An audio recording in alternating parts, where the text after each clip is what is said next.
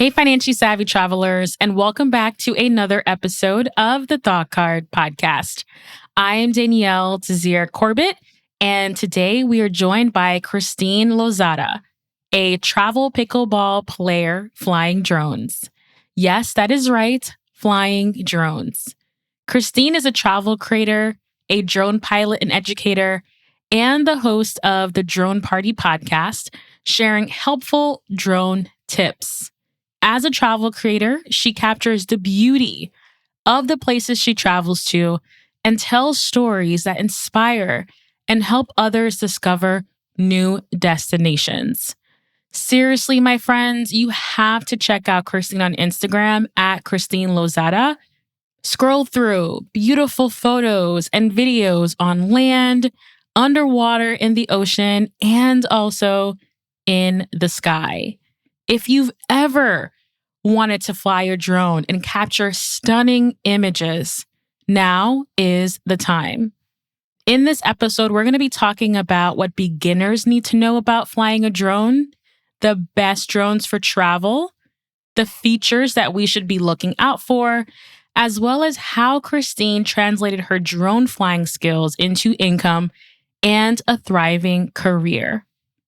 As you know, this podcast is half travel and half personal finance, so I made sure we covered all of our bases. For all the resources mentioned in this episode, including the drones Christine recommends, scroll down to the show notes and click to add to cart or purchase. While you're at it, don't forget you can purchase any of my travel books like Affording Travel or Traveling with a Full-Time Job, which are quick reads, but they are chock full of my best strategies and tips so you can travel more. By the way, before we jump into the episode, if you are a travel creator, specifically a writer or a blogger, I highly recommend listening to episode number 52 after this one, because in that episode, we talk about how Christopher Mitchell was able to leverage travel to become a prolific content creator. Welcome to The Thought Card, a podcast about travel and money, where planning, saving, and creativity leads to affording travel, building wealth, and paying off debt. We are the financially savvy travelers. I am so excited for today's topic because when we're on Instagram, primarily on Instagram, I would say, and even some on TikTok, you see lots of beautiful drone imagery, whether that's photos or videos, and all of these cool aerial shots. And I remember having a drone a couple years ago. It was super crappy and it felt complicated. So I just literally donated it. So I know that I'm missing out on opportunities to not only capture great content as a business owner, but also as a traveler. And it offers just a unique perspective that folks aren't typically going to see on the ground. So, Christine, welcome. Tell us about your show first and foremost, the Drone Party podcast, and what listeners can expect. Hello, I'm so excited to be here. The Drone Party podcast is one that everybody is invited to that party. And it's really supposed to reach out to people who are either considering drones or are just getting into it, or even those people who are just trying to fine craft their skill. And I try to interview pilots and talk about what do you wish you knew when you first started? And, I really like to keep it real. So we talk about tell me about the most beautiful thing that you captured. But we also talk about what was the worst moment that you thought that it was just all going to go bad. And how did you get out of it? And what did you learn? And how can we pass that on to others? And so we talk about all the things, the good, the bad, and the ugly. And that's what the Drone Party podcast is. And I also know that you have other podcasts as well. So can you share about that as well? Addicted to podcasts. Yes. So I also have my travel podcast, which is called Everyday Badassery.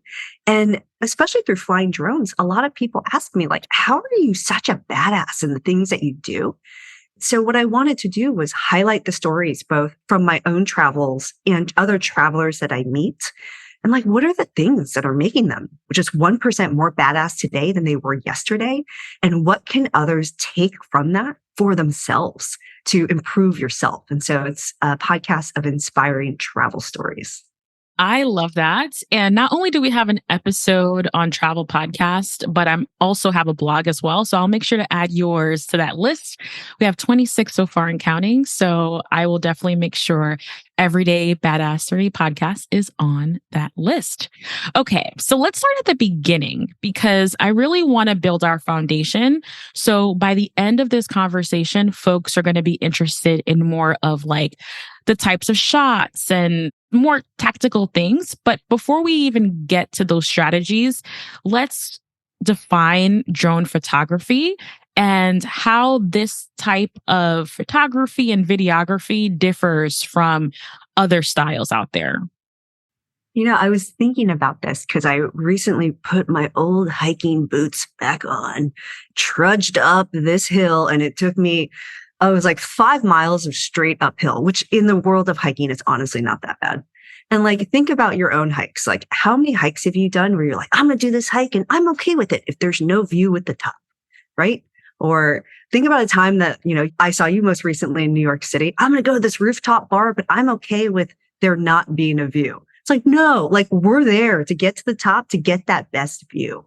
Now imagine not having to pay for the rooftop cocktail or not having to trudge up 5 miles. And you can literally just send a drone to get that view that you are either putting in sweat equity to go get or paying to go see, right? It's that view from the plane. Like everyone loves the window seat so they can see that different perspective.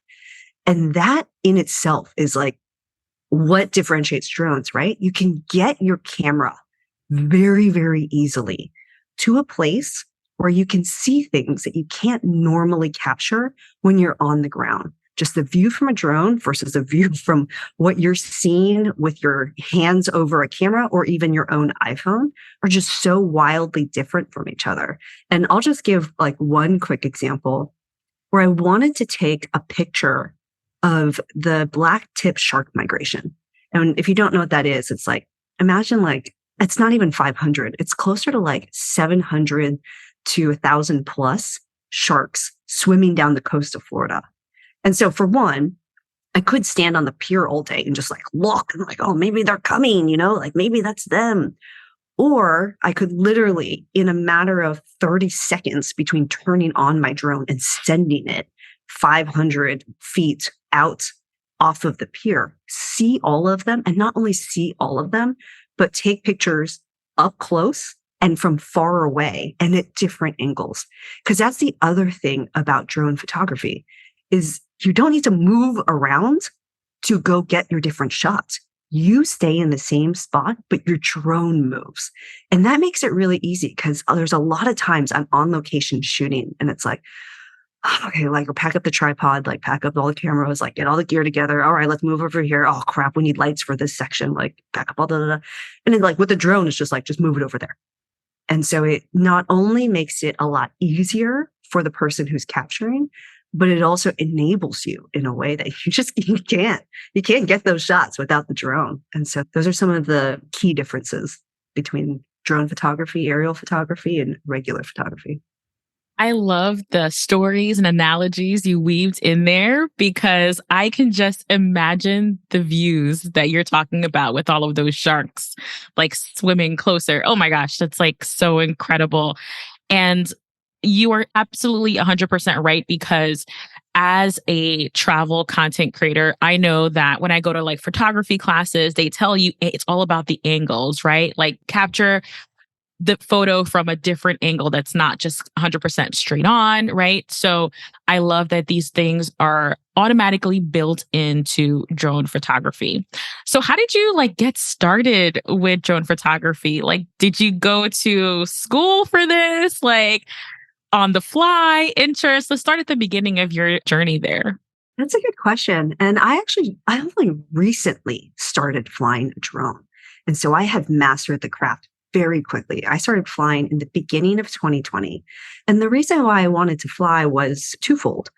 One, to be able to storytell with my drone, because there's no better way to talk about travel destinations, the places I've been. I create YouTube videos about my travel, and a drone is the best storytelling tool because you can get lots of shots and you can also get a lot of your first opening shots that set the scene. And so I loved flying a drone for storytelling. And also, I mean, tell me about a time you've opened up a drone shot on Instagram or TikTok and been like, ew, that's so ugly. Probably never, right? Like it takes zero effort to get a great shot. Like you're already up there in the best view in the house. Like you can be the crappiest photographer. I have zero photography, zero videography background. And I have been able to just get in the right place, which is in the sky, to be able to get my shots. And the second reason I got into flying drones is because it has helped me to truly appreciate the places I travel. Because again, right? Why do we do the hike? Why do we go to the rooftop view? Why do we sit window seat? So we can go see it. And so for me, like being able to truly see the places I travel to, and I chase an endless summer. So I love beach vacations and I love to scuba dive. And so for me, being able to drone over the ocean and then scuba dive in the ocean is very meaningful for me. And so my love of drones runs deep. I love that, right? Like there's the storytelling aspect, but also the appreciation for the destinations, the views. So it's like this multifaceted, multi-layer love. And it's just like you mentioned, an amazing tool to capture all of this. What would you say are some of the most common misconceptions people have about drones? And I'll be the first to admit that I feel like it looks really complicated. And I would say like I'm not a techie person, which I'm like a podcaster. So you are kind of a little techie, you know. What would you say are like the common things that you hear as to why people are like, is this really for me or not? Yeah, well, we have to first just pause and think about it. Like, what do you do on a daily basis that's like flying a drone? And like, if you drive a car, like when you first started driving a car, there, you kind of had two things going for you. One, you were probably young, right? And you're just like willing to like kind of mess up and stuff. But when you're older and you're learning to fly a drone, it's like you're not used to messing up like that. And so it doesn't feel as natural. But the second thing about a car is that before you go drive a car, you've likely spent your entire childhood being in cars with people, or at least watching people drive cars, or seeing people drive cars in movies if you didn't live anywhere where people really drove cars at all. And so what's different about drones is there really isn't anything in our daily life that's like that. And so a lot of people feel very overwhelmed when they first handle a drone. And they are just so afraid of it because, I can't blame people because there is nothing like it on our day to day. And so there are a couple things about drones that like always surprises people because a lot of people see it and then they make assumptions about how hard it is. And so like, I'll just share a couple of them. One, drone technology has gotten so good these days. Like think about cell phones from the 90s, right? Like heavy brick, like, oh, super expensive. And like, I don't know, your battery probably lasted for one phone call and that phone call probably costed you like $20 for 5 minutes or something like that. It's really how drones have evolved and been since like 2015.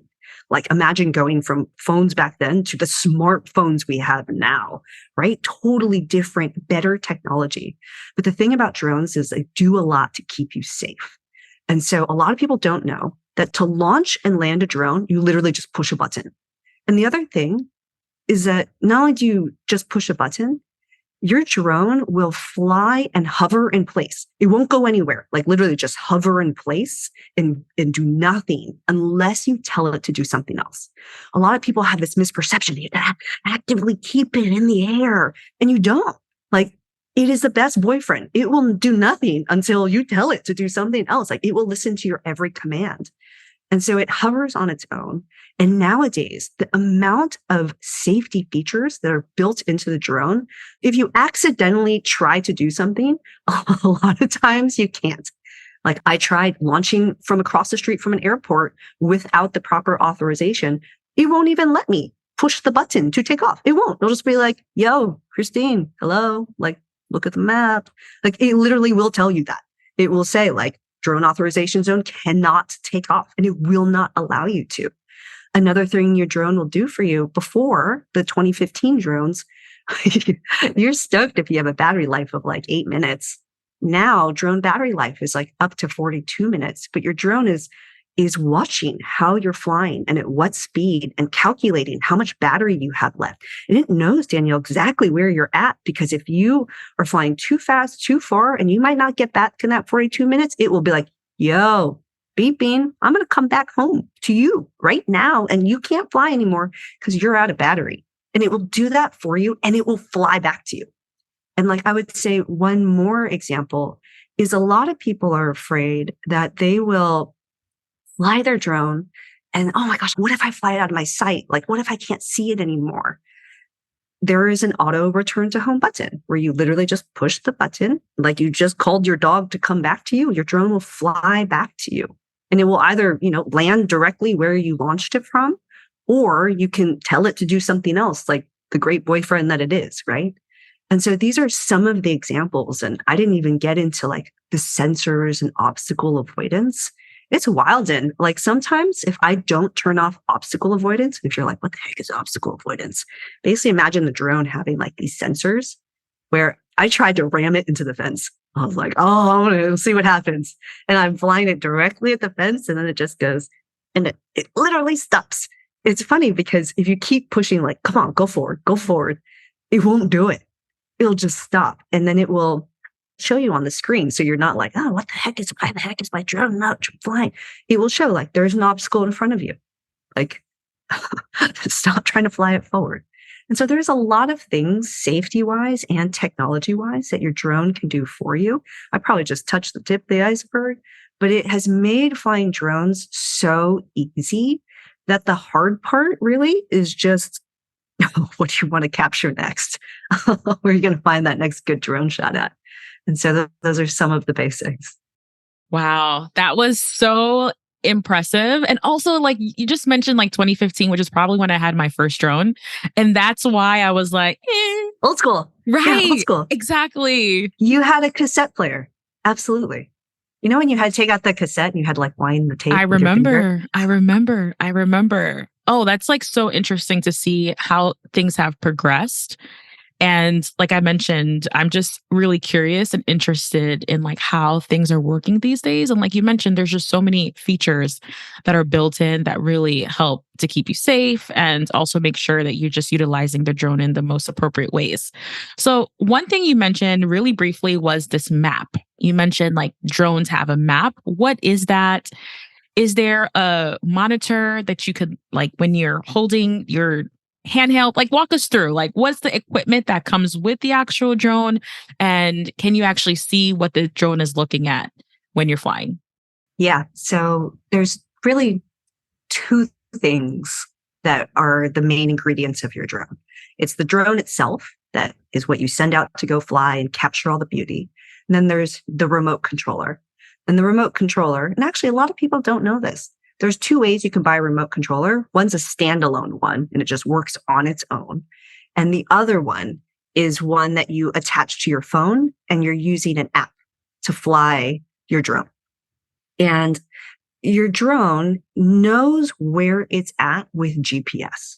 And right now I'm going to speak specifically to DJI drones, to what they call a fly safe database, so that it knows where you're located versus all of the other things.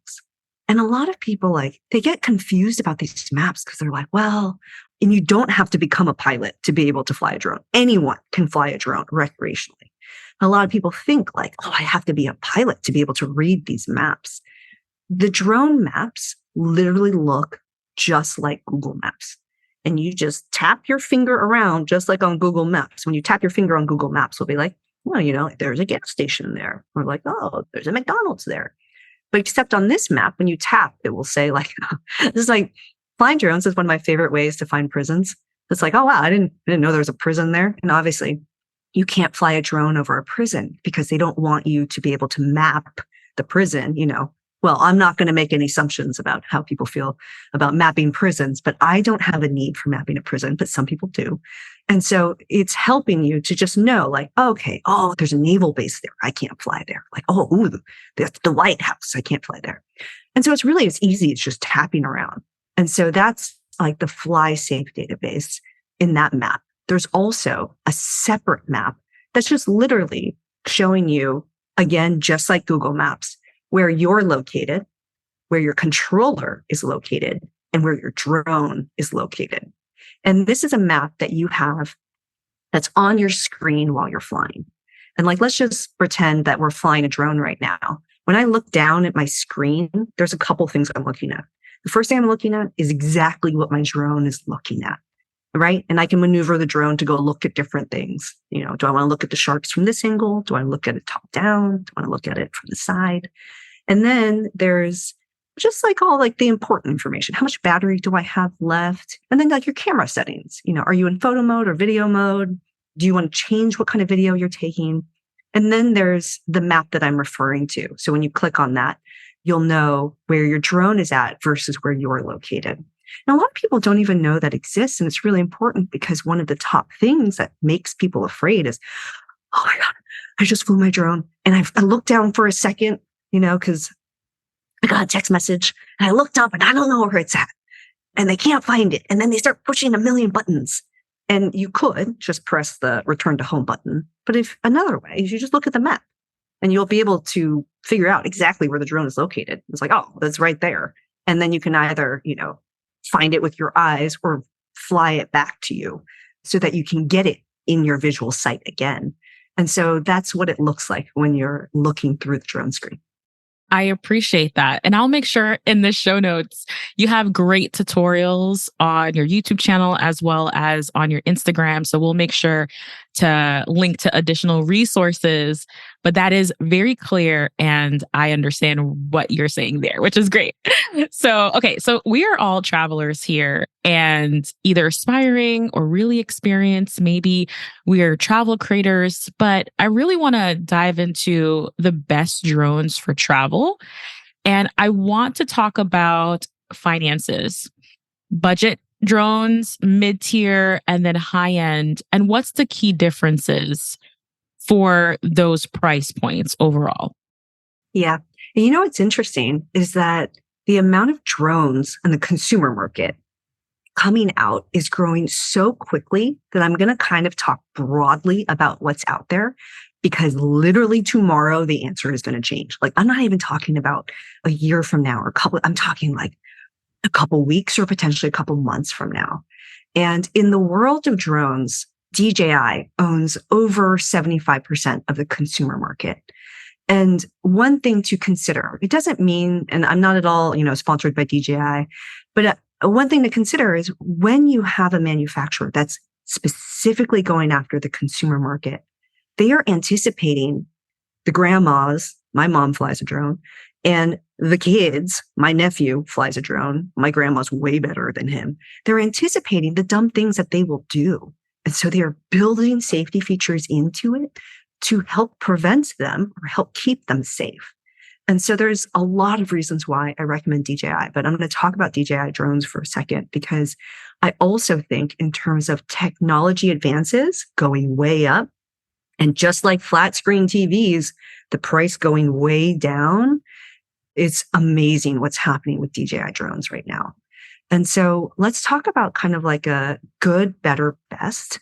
And kind of the way I like to think about it, because a lot of people are like, oh, well, I want the smallest drone out there. All the drones are not that big. All of them, when folded, will fit into the palm of your hand. They're really small. Like they fit in my fanny pack. To be totally honest, I put it in my fanny pack a lot. And so size is kind of a different thing. It's really about use and where your footage is going that can help you to understand what kind of drone you should have. And so in terms of good, better, best, the good drones, oh my gosh, like even now you can get a great like 4K drone at around a $300 price point, which is amazing. And the Mavic Mini series is exactly a great place to start. And too many people think that they need, oh, well, even before I go into that kind of a price point, I should go get a practice drone so I can get good. And a lot of the toy drones that might be $20, $50 or something like that aren't going to actually teach you how to fly a drone. A lot of the toy drones don't fly like a real drone. And if anything, it's kind of like, well, I'm going to practice driving this car, but the car is not going to have a steering wheel. And so like, it doesn't make you actually good at flying the drone. I would actually recommend go into a free simulator for as long as you need to be there for. Just practice flying there because that's exactly what it's like to fly a drone. And there's so many out there. I mean, you could literally just Google search them. DJI obviously has their own free simulators. And you can even download the app for it.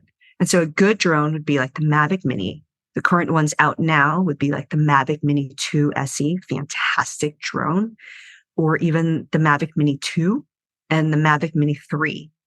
And then you move into the good drones. And the good drones are just giving you a little bit more. So right now, currently on the market would be like the Mavic Mini 3 Pro. So the camera is professional. And then there's the Mavic Air series. And in the Air series, you have a little bit of a bigger drone. And this is one where whenever people ask me, I'm always like, what kind of traveler are you? Are you like me where you're like climbing up mountains or flying off of boats, or you're in a lot of weather? I fly in the snow. I was just in the desert training for an off-road race. We were flying drones in 112-degree heat in the sand. And like, I needed a drone that's a little bit more sturdy because I was flying in like 40-mile-hour winds, which is very, very windy. And so the bigger drones can help you in situations like that. But you're getting, instead of, to be honest, especially for social media or really anything these days, 4K is great. So you're already covered on the good drone. In like the Mavic Air 2S, for example, which is my favorite drone currently, I can shoot in 5.4K. And I use that for a lot of my project work. And so that's where you're getting into good and better. And then the best drones that are out there, again, still coming down in price. And that's when you go into the Pro drone series. And that's, the Mavic 3 Pro. They just came out with their third version of one in the last year. And so that drone has just even more on the camera front. And that's the traveler where I ask them, hey, like when you travel, are you also packing a mirrorless or a DSLR? Because if you are, you probably want that drone. If you are constantly doing project work or you're constantly selling your photos and videos, you're probably going to want that drone. But I would say a lot of even the excellent content creators I know, or even avid photographers who are just travelers who want to capture their stuff, the Mavic Air series is just fine. And so to recap that, like the good drone would be the Mavic Mini series. And on the lower end, you can get them for $300, a little souped up one for $400. And then your better drone would be your Mavic 3 Pro, your Mavic Air series. And now we're getting to a price point of around $800 to $1,000. Not that big of a difference. And then when you jump up to the Pro drone, like the Mavic 3 Pro or the Mavic 2 Pro is still a fantastic drone. Those drones will start getting into like the $2,000 range. And so that's what it looks like in terms of the lay of the land. I love that breakdown. And I'm so happy we delved into that because I really thought it was way more expensive, because when you're talking about digital cameras and mirrorless, it's pretty pricey, especially for your lenses, especially for lenses. You don't have to buy an additional lens. And like, that's all in. Like, there aren't additional things you need to buy on top of that. Like, that's the drone. And like, that's all you really need. Like, you might want some extra batteries depending on what you're doing. But for the most part, like, that's it. But I will say one last thing. If you're considering a drone, don't get one until you know it's time to use it. Because the technology is getting so good. More drones are coming out and the prices are dropping so quickly that it's like, I know people who were so excited and got a drone and it's still in the box a year later. And that drone is ready to be sent to the museum because it's obsolete. Like, that drone like does not exist anymore. So it's important to get one when you're ready. That was like a huge tip, a huge gem tip, especially for us financially savvy travelers.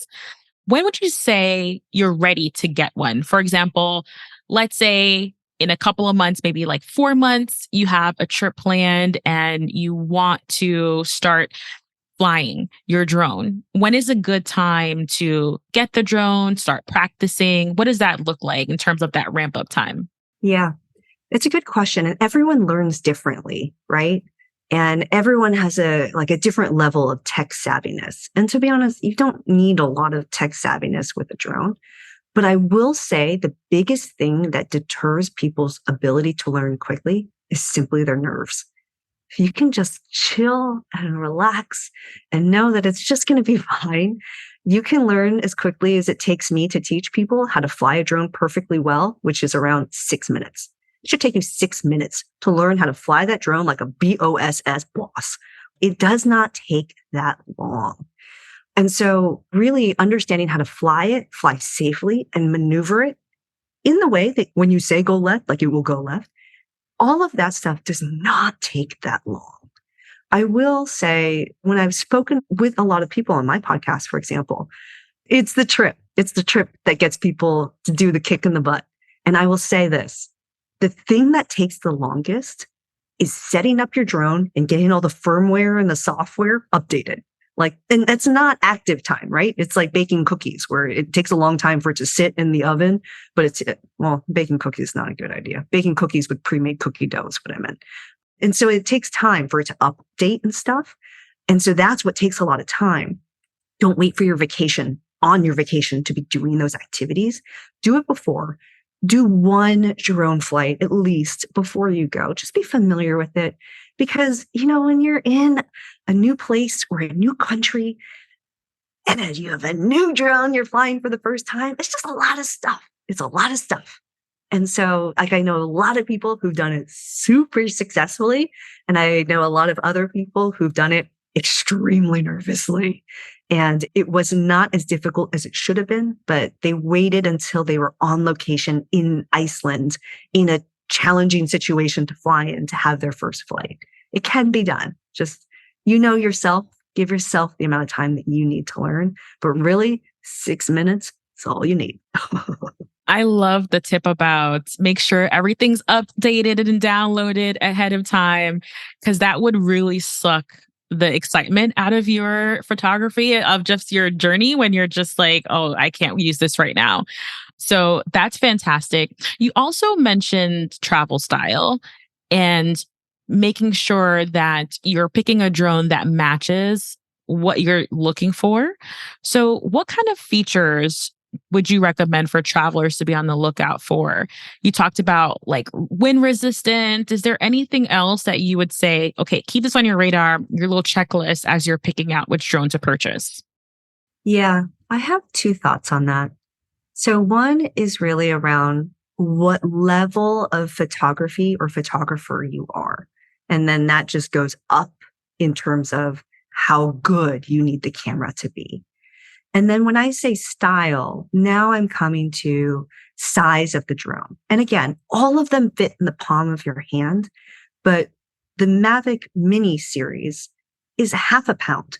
That's only difficult when you're doing Pilates and you're doing that little bicep curl 8,000 times and 8,001 is really hard. It's really light. And then the Mavic Air series is I don't know, it's 2 pounds. So it's still, you're still doing 4,000 bicep curls with that thing, but it's a little bit beefier, but it will perform differently in the wind. You can ask anyone that owns both of these drones, and the DJI will always advertise them. Oh, they're both level 5 wind resistant. They're both amazing. The heavier drone can take more wind, period. And so if style of travel for you is a lot more nature, there's Calm Beach. And then there's Miami Beach where the hurricane's coming in any second. And then, there's someone who likes to kayak on the river and it's calm. And then, there's Christine in the middle of the Maldives where it's extremely choppy. I'm not talking the beautiful, clear see-through water. I'm talking about the humongous waves. And those are different kinds of travel situations where you need a beefier drone. And so that is one thing. So type of camera and then size of drone. And then I would say one more thing, and I'm sure we'll get into it a bit with some of the regulations and laws. But when you have a drone, and a lot of people are like, why does it matter that the Mavic Mini is 249 grams? DJI did something really tricky, which is at 250 grams, anything below that, it's technically considered a toy.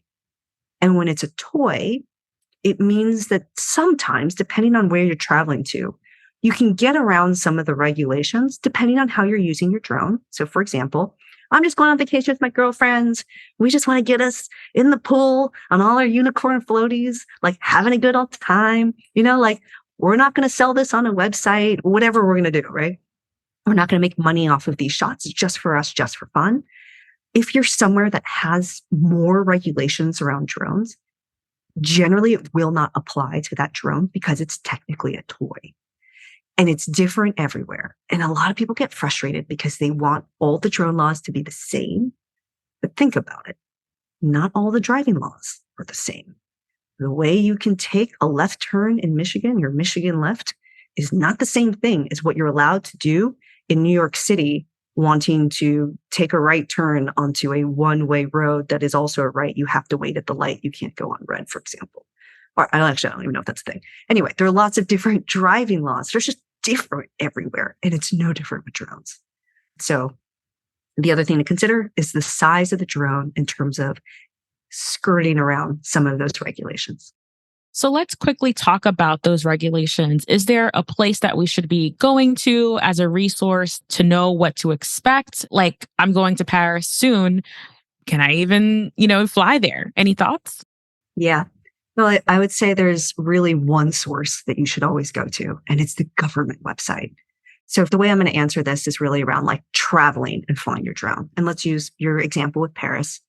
The way I think about it, so in every country, right, there is a different Federal Aviation Administration. I don't know what they call it in Paris, but they'll have their own website with their own drone regulations on there. And that's where I always start. And a lot of times I'm having to throw all of that language into a translator. I mean, how's that any different than looking at the menu when you're in Zanzibar, for example, right? And so I'm looking for their updated regulations to understand what it is over there. And then I'm looking at the actual drone maps to see, is there anything on there that shows, okay, you may or may not be allowed to fly here or there. And then after I've done the government research and the FlySafe database research, then I'm turning to, okay, what other helpful resources are there, right? And that's who has recently flown there? What blog posts are out there? One thing I actually really love to use is getting real-time info via Reddit. Like who are the drone pilots on the ground in Paris right now? What are they shooting and what are they saying? And, that has helped me to get the vibe of what it's like, because some places you might be perfectly fine flying a drone, but the locals do not like it. And it's helpful to know that in places. I will say, because I was recently connecting with Greg. Greg has the Pilot Institute and a podcast associated with that, but he just started a database. It's a user-driven database talking about all the places people have been flying their drones and what's the info that they want to share. And again, government websites first, and then same way. It's like, now, do you like that restaurant or not? Like, what are people saying about it? And so his is another great resource that once you fly in Paris, go add your info to his website to share where you flew from, the things to know, et cetera, et cetera. Incredible and very, very helpful. And again, we'll make sure to have all of this. I feel like it's a checklist or it's like a list to kind of keep yourself organized, because this is very, very important, very, very important to make sure you're being a law abiding citizen. So before I head out, Christine, I really wanted to touch upon how you have been able to translate your flying skills, your drone flying skills into income and a thriving business. So what did that look like for you? And what does like your life look like now with all of this freedom as an entrepreneur? It's a great question because a lot of people ask me, like, how did you do it? And I was really focused in on the content creator route. I wanted to continue traveling the world with the freedom that I have because there is a lot of lucrative careers that you can do with the drone around construction mapping, mapping cities, doing inspections of buildings. Like this is very lucrative. Real estate, photography, these are very lucrative things for people who are in one place. I haven't been in one place for more than 3 weeks in over 7 years. And so that means I can't like be in just one spot doing these types of jobs. And so for me, there's a lot of different ways in which I've monetized with my drone. And I'm going to go back to one of the things I said in the very beginning, which was, when was the last time you're on social media, saw a drone shot and was like, I'm going to barf in my mouth. That is so ugly. Never, right? So says every hotel, so says every tourism board, so says every PR company doing travel stuff. So one thing to consider is that everybody wants drone shots of their fill in the blank with whatever it is. And one of the things I'm working on right now is becoming a professional pickleball player. And in the spirit of transparency, because people are like, oh my God, like tell me something, like, how are you making money, blah, blah. I was able to land a sponsorship with a brand through pickleball simply because I do drone shots. I do drone photography. And they're like, your shots are so unique and different than anything we've ever seen. We'd love for you to come on board as an athlete. Actually, I have a UPS box of about $1,000 of gear coming in the mail with lots of thousands of dollars in checks coming after that once I start delivering photography with myself with this product. And so it's one of those things where it's like, everybody wants drone photography and videography. And as you're traveling, like, I mean, the easiest one is hotels, right? And another thing is, and I'm going to talk about an example of an opportunity I had with a side hustle I added on. And so I was invited to be one of the drone pilots aboard a yacht. I lived on a yacht for a month in the Maldives, and I was helping. I mean, the fastest way you can find a manta ray in the ocean, we would drive around we'd have the yacht, then we'd have 2 smaller boats. We would drive around for hours all day looking for manta rays, or you can just send drones. And so I would go search for the manta rays with my drones. And then once we found them, we would go out there and then we would scuba dive with them and collect research data with the manta rays. Amazing opportunity. And so I was working on this project, and simultaneously as we went through parts of the Maldives no one's ever been through before, but we also went through parts people have been to with sexy overwater bungalows and hotels on them. So what did I do? I shot all of them while I was there. A lot of people are like, oh, there's nothing around where I'm at. I bet there's a lot of hotels or other buildings around where you're at. And go pitch someone, hey, show them an example shot that you got. Try to sell back some of that imagery. I mean, obviously, of course, you can put your drone photography, videography on stock sites. But another way that you can build relationships with places is sell back the photography of what you shot. And, there were a lot of hotels I passed. I probably shot 3 terabytes worth of drone stuff while I was out there. And so that's just one example. But for me, it's really been about finding the opportunities in the things I want to do with travel, with pickleball, with whatever it might be. Everybody wants drone shots. And to be honest, it's not hard to get good ones. Like, you're already in the best view of the sky. I said, I don't have a photography background. I don't have a videography background. In my opinion, I just know if it looks good or it looks like crap.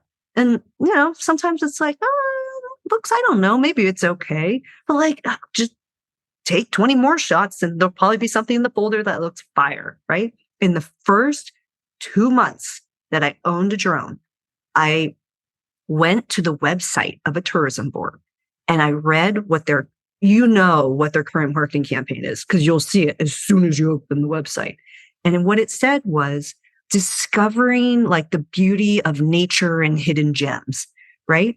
And I knew that there was this top place that's beautiful to kayak at that no one has captured by drone. I went and I wanted these shots for myself. I went and I got a photo of me in that kayak in the beautiful place. And I was the cover of a tourism board magazine within the first 2 months of ever flying a drone. And that drone was a Mavic Mini 1. Like that thing is ancient. I didn't even shoot it in like a super high res. That drone doesn't even shoot 4K. It shot 2.7K in video, but it was perfectly fine. And so I share these stories because the opportunities out there are huge.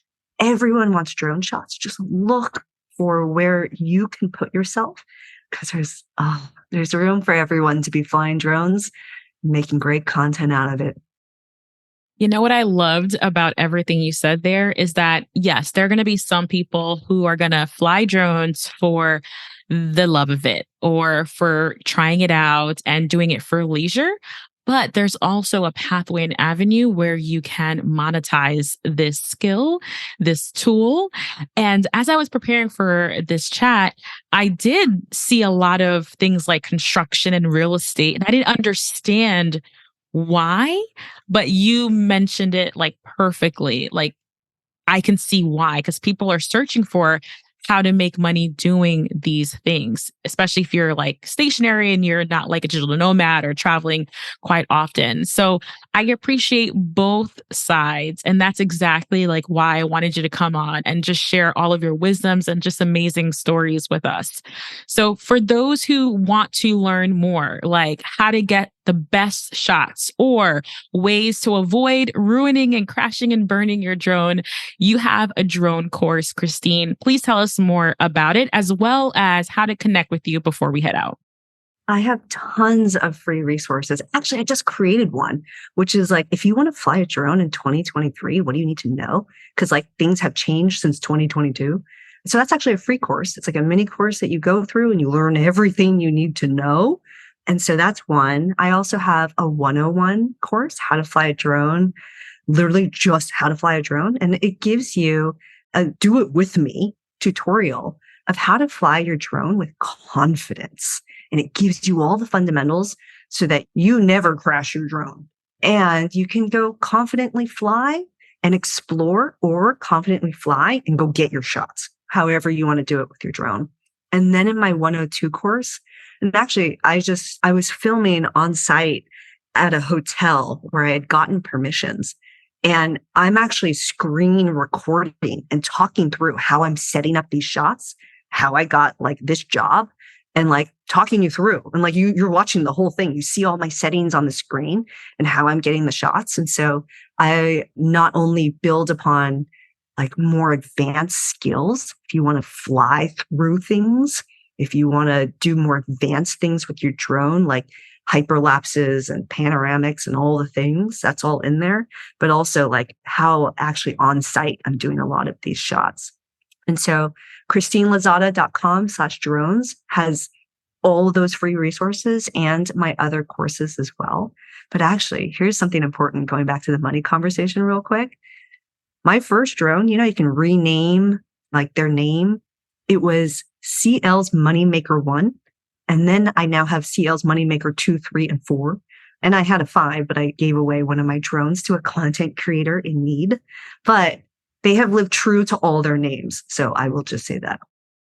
And in 3 years, right? It's just like a decade long, no, it's a very short amount of time, which is like so inspiring. I highly, highly, highly recommend checking out Christine's Instagram page. It is absolutely stunning. And you have such a vibrant personality too, which really comes on in your videos and in your photos as well. So financially savvy travelers, that is all for this episode. Let us know what you enjoyed. There's tons of resources to dive into. So that's all for now. And we will see you in the next one. Bye. Bye-bye. Bye-bye.